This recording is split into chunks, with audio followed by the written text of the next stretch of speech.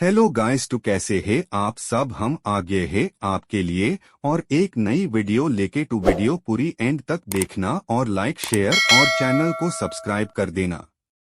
तो चलो शुरू करते हैं। आधुनिक समय में भूत प्रेत अंधविश्वास के प्रतीक के रूप में देखे जाते हैं, पर कुछ लोग ऐसे भी हैं जो भूत प्रेतों के अस्तित्व को नकार नहीं सकते। कुछ लोग पढ़े लिखे जिन्हें भूत प्रेत पर पूरा विश्वास होता है, वे भी इन आत्माओं के अस्तित्व को नकार जाते हैं, क्योंकि उनको पता है कि अगर वे किसी से इन बातों का जिक्र किए तो सामने वाला भी, चाहे भले इन बातों को मानता हो, पर वह यही बोलेगा। पढ़े लिखे होने के बाद भी आप ये कैसी बातें कर रहे हैं? और इस प्रश्न का उत्तर देने और लोगों के सामने अपने को गंवारू समझे जाने से बचने के लिए लोग इन बातों का जिक्र करने से बचते हैं। मैं आज यहाँ दो वृत्तांत का वर्णन करूंगा, जिसको सुनने पढ़ने के बाद आपको क्या लगता है अवश्य बताएं। खैर, मैं भी तो भूत प्रेत को नहीं मानता, पर कभी कभी कुछ ऐसी घटनाएं घट जाती हैं कि भूत प्रेत के अस्तित्व को नकारना बनावटी लगता है।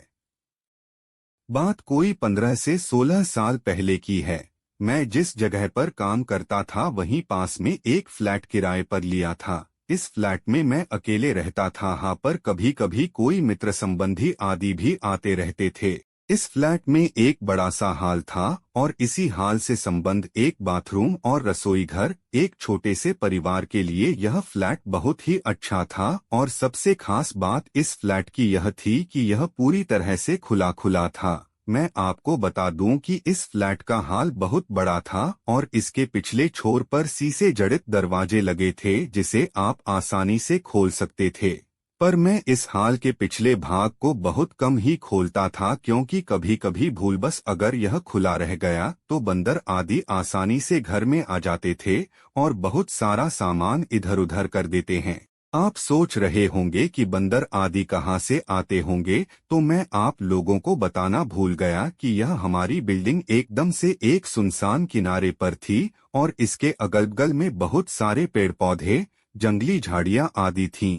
अपने फ्लैट में से नीचे झांकने पर सांप आदि जानवरों के दर्शन आम बात थी। एक दिन शाम के समय मेरे गांव का ही एक लड़का, जो उसी शहर में किसी दूसरी कंपनी में काम करता था, मुझसे मिलने आया। मैंने उससे कहा कि आज तुम यहीं रुक जाओ और सुबह यहीं से ड्यूटी चले जाना। पर वह बोला कि मेरी ड्यूटी सुबह 7 बजे से होती है, इसलिए मुझे 5 बजे जगना पड़ेगा और आप तो 7 से 8 बजे तक सोए रहते हैं, तो कहीं मैं भी सोया रह गया तो मेरी ड्यूटी नहीं हो पाएगी। इस पर मैंने कहा कि कोई बात नहीं, एक काम करते हैं, 4 बजे सुबह का अलार्म लगा देते हैं और तू जल्दी से जगकर अपने लिए टिफिन भी बना लेना, पर हाँ, एक काम करना, मुझे मत जगाना। इसके बाद वह रहने को तैयार हो गया।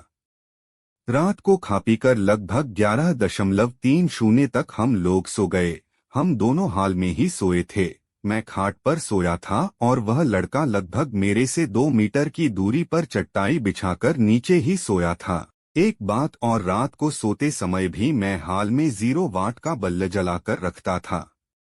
अचानक लगभग रात के 2 बजे मेरी नींद खुली। यहाँ मैं आप लोगों को बता दूं कि वास्तव में मेरी नींद खुल गई थी, पर मैं लेटे लेटे ही मेरी नज़र किचन के दरवाजे की ओर चली गई। मैं क्या देखता हूँ कि एक व्यक्ति किचन का दरवाजा खोलकर अंदर गया और मैं कुछ बोलूं उससे पहले ही फिर से किचन का दरवाजा धीरे धीरे बंद हो गया। मुझे इसमें कोई हैरानी नहीं हुई, क्योंकि मुझे पता था कि गांव वाला लड़का ड्यूटी के लिए लेट न हो, इस चक्कर में जल्दी जग गया होगा। बिना गांव वाले बच्चे की ओर देखे ही ये सब बातें मेरे दिमाग में उठ रही थीं। पर अरे, यह क्या! फिर से अचानक किचन का दरवाजा खुला और उसमें से एक आदमी निकलकर बाथरूम में घुसा और फिर से बाथरूम का दरवाजा बंद हो गया। अब तो मुझे थोड़ा गुस्सा भी आया और चूंकि वह गांव का लड़का रिश्ते में मेरा लड़का लगता है, इसलिए मैंने घड़ी देखी और उसके बिस्तर की ओर देखकर गाली देते हुए बोला कि बेटे, अभी तो 3 भी नहीं बजा है और तू जगकर खटरपटर शुरू कर दिया। अरे यह क्या! इतना कहते ही अचानक मेरे दिमाग में यह बात आई कि मैं इसे क्यों बोल रहा हूँ, यह तो सोया है।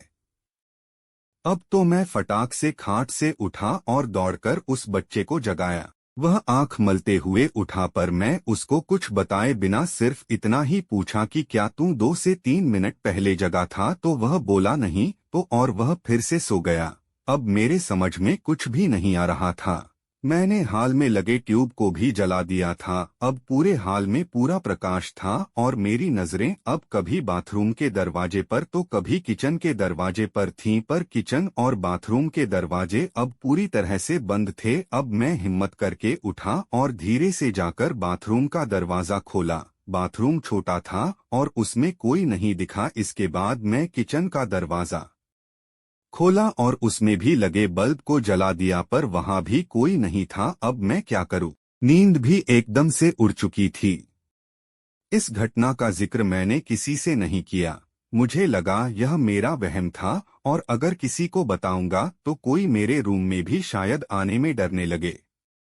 इस घटना को बीते लगभग 1 महीने हो गए थे और रात को फिर कभी मुझे ऐसा अनुभव नहीं हुआ। एक दिन मेरे गांव के 2 लोग हमारे पास आए। उनमें से एक को विदेश जाना था और दूसरा उनको छोड़ने आया था। वे लोग रात को मेरे यहाँ ही रुके थे और उस रात मैं अपने एक रिश्तेदार से मिलने चला गया था और रात को वापस नहीं आया।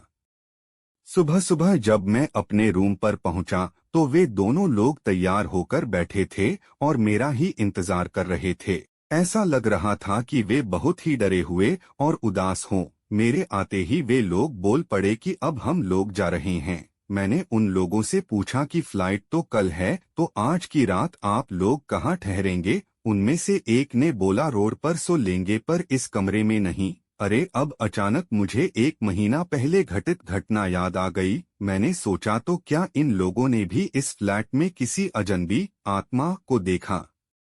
मैंने उन लोगों से पूछा कि आखिर बात क्या हुई, तो उनमें से एक ने कहा कि रात को कोई व्यक्ति आकर मुझे जगाया और बोला कि कंपनी में चलते हैं।